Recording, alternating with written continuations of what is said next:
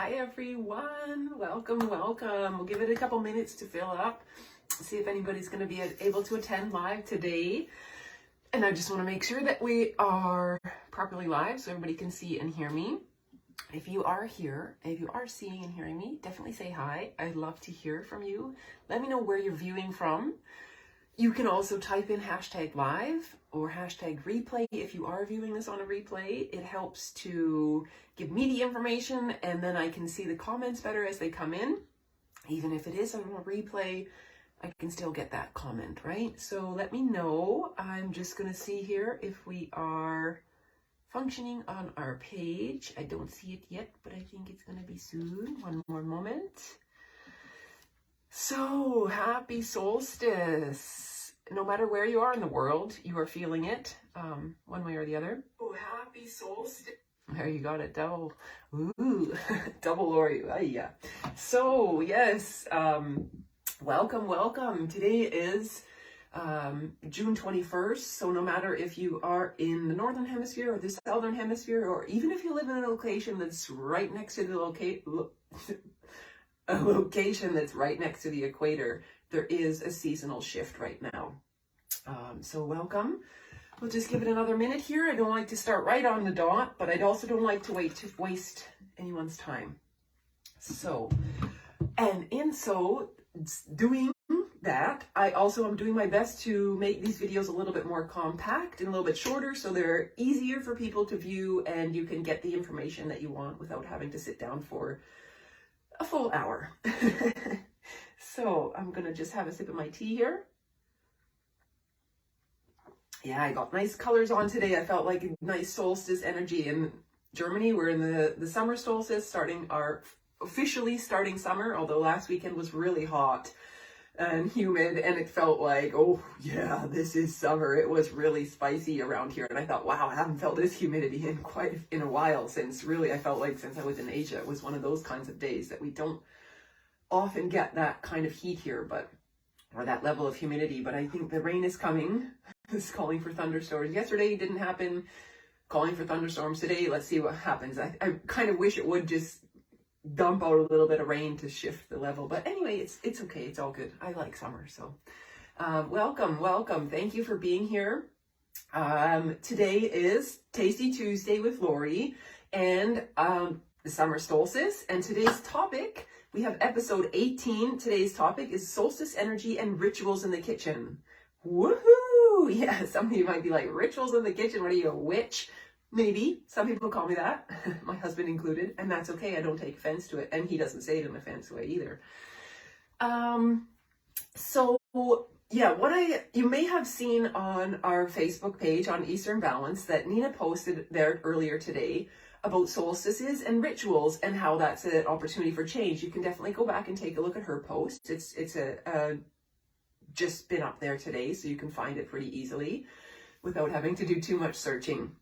So I thought, you know what, I want to elaborate a little bit about that and twist it in the kitchen. So that's what we have, rituals in the kitchen.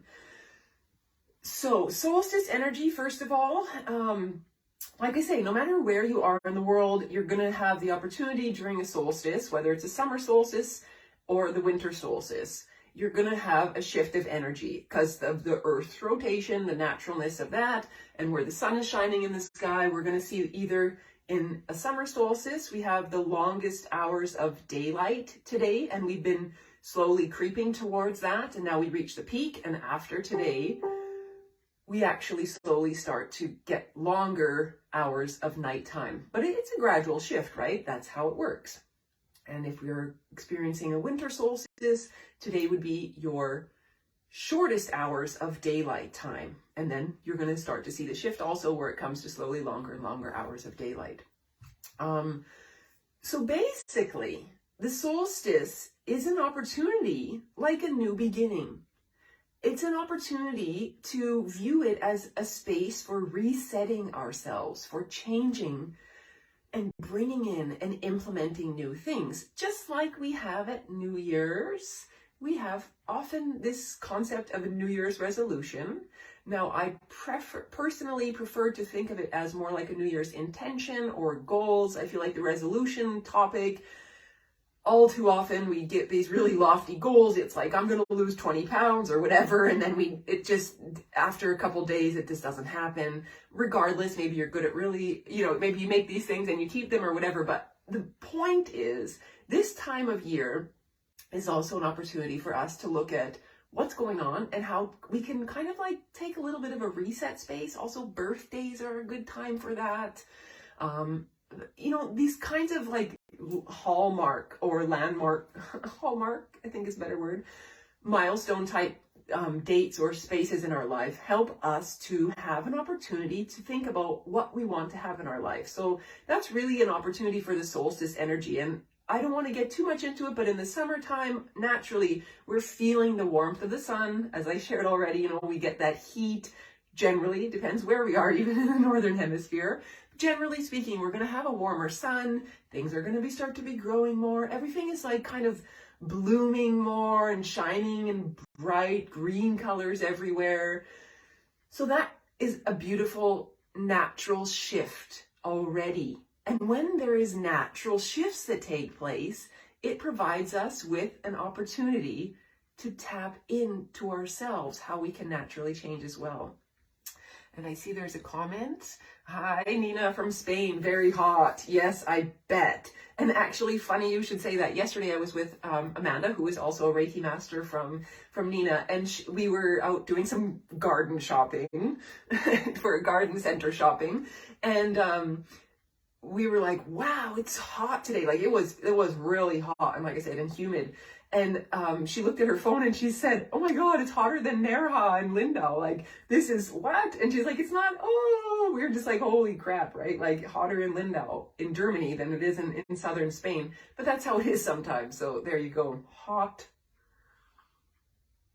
Like I say, I like the summer anyway, so it really doesn't matter too much to me. It's important to drink lots of water if you are in a hot climate where you're just sweating, basically just being alive. Make sure you replenish with some good stuff for yourself.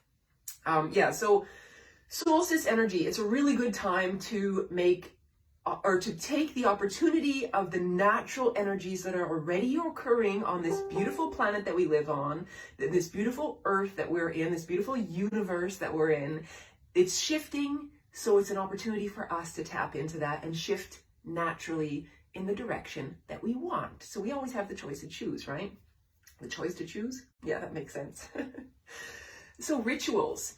I feel like rituals is something that I always used to think about as something for witches or somebody that's, in this like above space or something else like that. And maybe it still can be like that, but it doesn't have to be. It doesn't have to be out of reach for us. And it can be something also referred to as habits. Right? So a ritual is something that we potentially do on a regular basis. Maybe every morning, like Nina mentioned in her post, she's going to offer flowers and incense in her new Centro Nerja, at the new Soul and Spirit Spa Center in Nerja. She's offering that. And that's something that she's taken out of Asia, because in Asia, they do a lot of these ritual practices, right?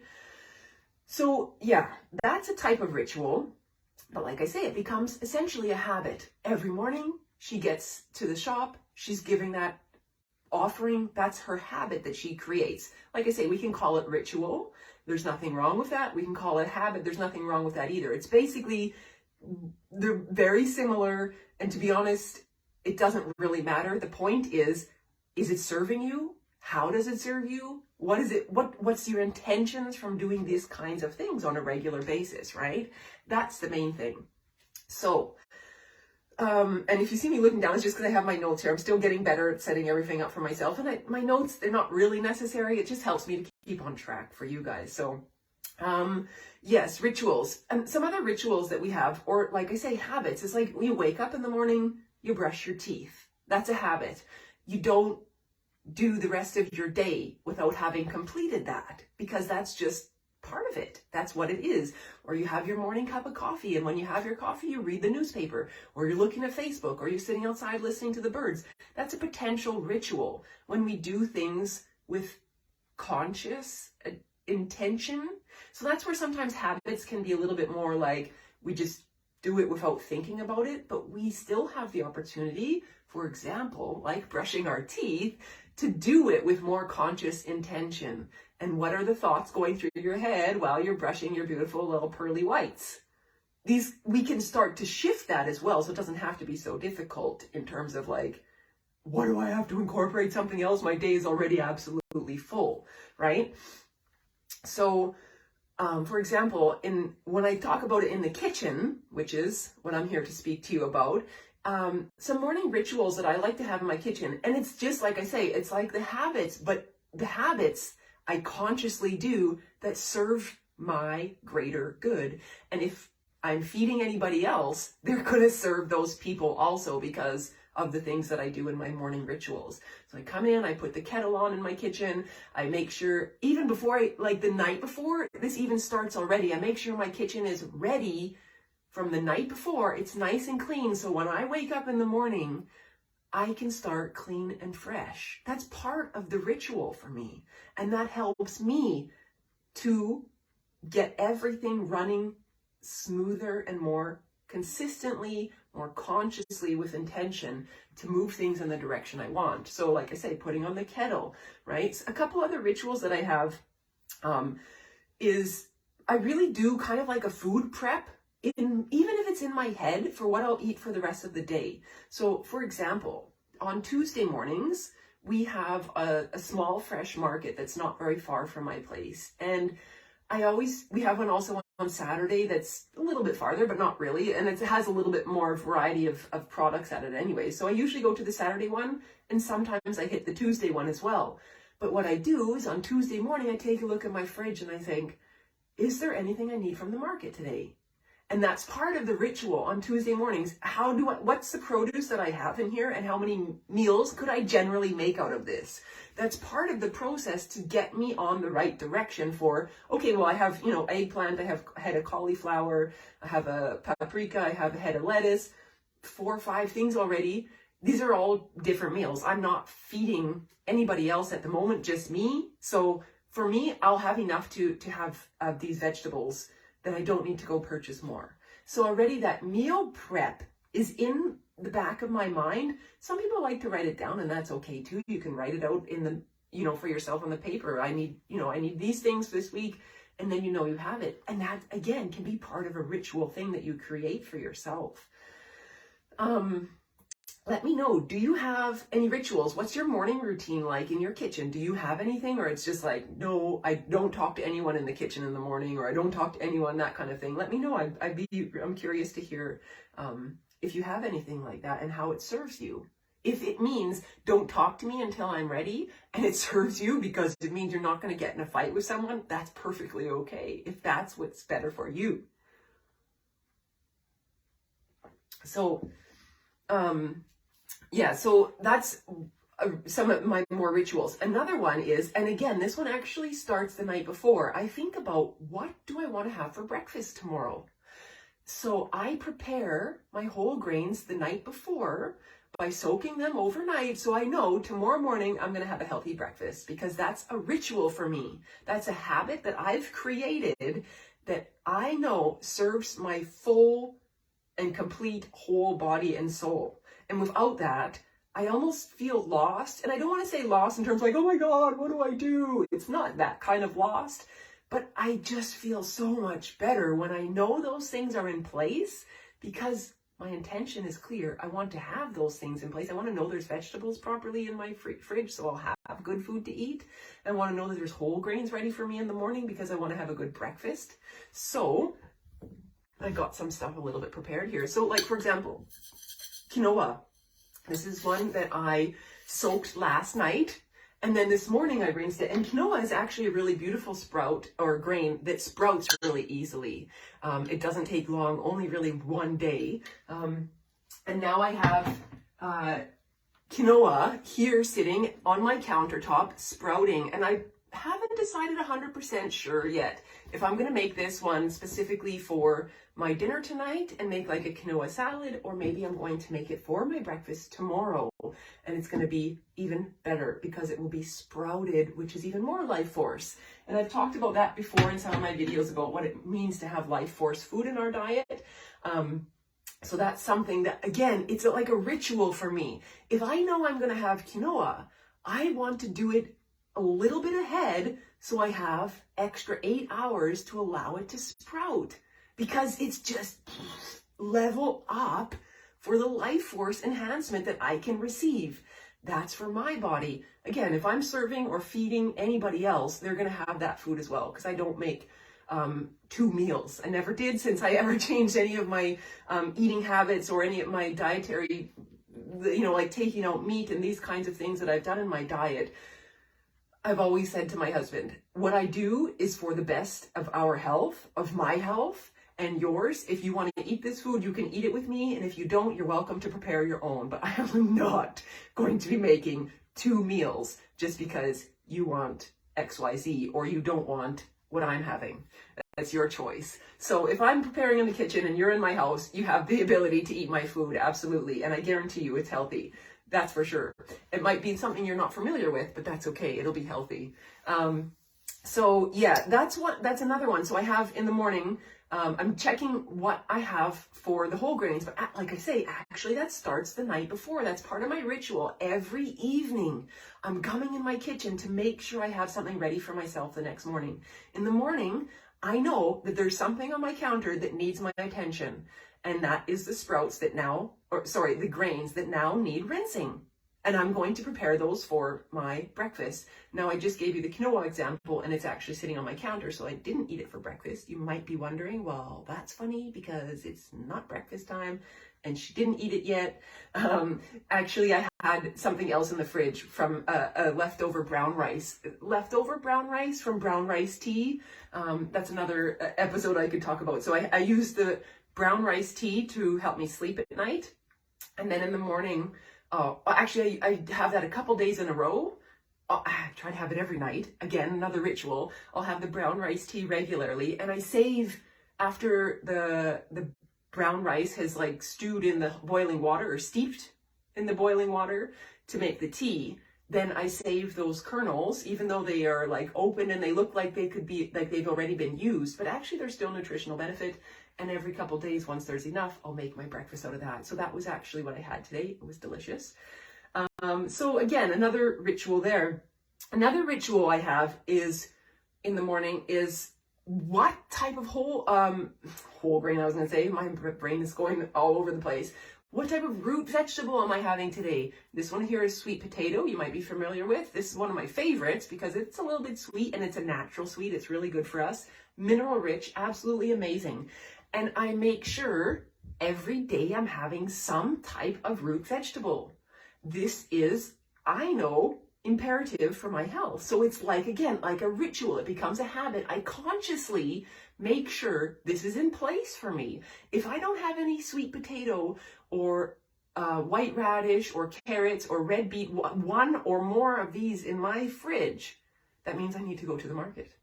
It means I need to go, and if I don't have access to a fresh market, then I better get my butt to the supermarket because I need to have this, because I want it to continue to be in my space to support me. Again, that's where these rituals come in place. They have a purpose, and that's where the solstice energy comes in place. We're shifting naturally in the earth, and as human beings, being part of this earth, we can shift with it as well. What is it that you want to bring into your life right now? What are you wanting to create? A couple other rituals I have. You might have seen me or heard me talk about sprouts before. This is my sprouting tray. This one I just pulled out of the fridge before this, before we went live. This is an amazing little system here. This happens every morning and every night. Again, another ritual that is taking place in my kitchen because I want to have the best diet properly for myself so I can be healthy and strong. It's just that simple. And I make the time for it. I have to, because I know how it makes my body feel so much better. And I've seen the changes that's happened over the last 4 years, but actually I've seen it happen within 3 weeks of shifting my diet when I initially did. A couple other little rituals. If you're into Reiki and you have Reiki symbols, you can use Reiki symbols on your food as well. When you're cooking, just cooking with the intention of love. This is another beautiful ritual to have in the kitchen. It just is a beautiful energy to incorporate. There's no reason why not to. Again, that's where the rituals versus habits can differ a little, because we have a habit of cooking our meals, for example. But ritually, we can turn it into a space where we do it in the energy of love. And the habit is just, I have to cook, but when we shift it, there we have a different space. Just want to see, Nina had a comment here. I like to plan my food shopping too, so there is less waste, and try to stick to a better diet. Very good. I love my hubby and will not rush his breakfast, but always sits calmly by himself whilst I'm preparing mine to take mine with me. Maybe I need to join in his ritual. It's a possibility, exactly. And just, again, there's that conscious space that comes with rituals as opposed to habits, although we can integrate the two of them together. Absolutely. Like I said, we can have the energy of love that comes into our cooking, which makes it potentially more ritualistic. Absolutely. So thank you so much, Nina, for your comments. And anybody else out there, definitely let me know. Like I say, if you're watching this on a replay, type in #replay. Let me know what are some rituals that you do in the morning, or that you would maybe like to incorporate. So why would you like to do this? Why would you want to put a ritual in your space? As I've already mentioned, because it is putting that intention of what you want. And why would you not want to do that? I don't know. I mean, I get it. Sometimes we're too busy and we have like a bajillion, trillion things going on in our space, and it just seems like too much. But actually, taking a deep breath in, relaxing a little bit, it doesn't mean doing nothing. It just means doing things with conscious intention. And when we do things with conscious intention, we have the ability to focus on what we want to create. So I want to create healthy food, and I want to create that food out of a place of love. So when I'm cooking, I listen to good music if I feel like putting the music on. Sometimes it's dance music. You may have seen some of my videos. Sometimes it's softer music. Sometimes it's just like healing frequency energy music off of YouTube. It doesn't matter. It's a good energy space, and that means I'm creating it because this is the energy that I want to have in my food as well, right? So the ritual is the point of helping you, finding a way to bring something in your life that is going to benefit you, and doing it regularly amplifies that energy. If we do it once a week, if we do it once a month, it's not a bad thing. But if you do it every day, you will be able to see the energy improving, and also internally you feel like, yeah, I want to do this. Like I was saying about my breakfast or my morning rituals, I want to do this because I know where and how it contributes to my overall health. Absolutely. And if you don't know where to start or what to do, I'm here to help you. I'm a nutritional empowerment coach, and I'm absolutely available for you to support you if you're ready and willing to take this step, and we can talk about it. So basically, here's just a quick question for you. What do you want to create in your life? And what steps are you taking to get there? Those are questions you can think about by yourself already. And those would be questions that I could ask you as well if we set up a clarity call together. And I would be more than happy to talk to you if you are interested to step up. And now I specifically am helping people who are dealing with cancer in their life right now, who are cancer survivors, or who are looking for prevention.